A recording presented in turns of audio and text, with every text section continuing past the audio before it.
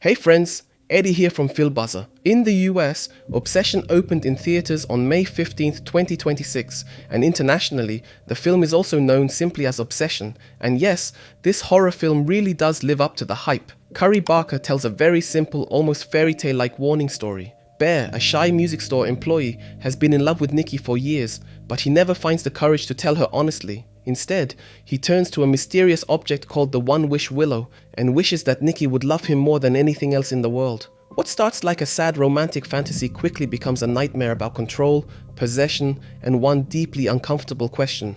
Can love still be love when it has been forced into existence? What makes the film so interesting is that Bear is not played like a cartoon villain. Michael Johnston makes him insecure, soft-spoken, sometimes even strangely sympathetic, and that is exactly what makes him disturbing. The longer the film goes on, the clearer it becomes that his cowardice is not innocent. He does not really want a relationship on equal ground. He wants a result. He wants Nikki to feel what he wants her to feel. And Nikki is the one who has to live with the consequences.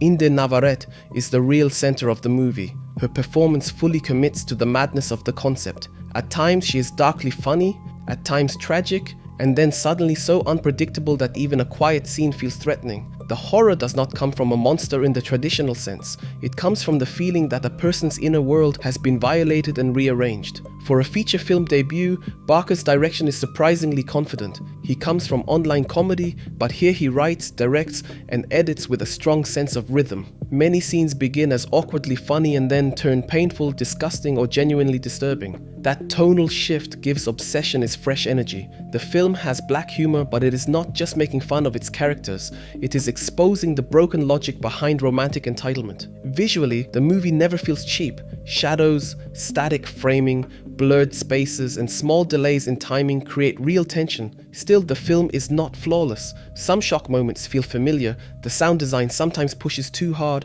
and the story occasionally keeps Nikki's suffering too close to Bear's point of view. But overall, Obsession is a strong, nasty, surprisingly sad horror film. It is brutal, absurd, bitterly funny, and much closer to toxic masculinity than to ordinary supernatural horror. For me, it works best when it makes you uncomfortable when you realize that Bear's wish was never romantic. It was a violation. That is why I would give Obsession a strong 4 out of 5 stars. Not a flawless masterpiece, but a modern genre shocker with a real voice, a fantastic lead performance, and an aftertaste that lingers. If you enjoyed this video, give us a thumbs up and don't forget to subscribe so you won't miss any of our upcoming content. Share the video with your friends and feel free to drop us a comment. We'd love to hear your thoughts.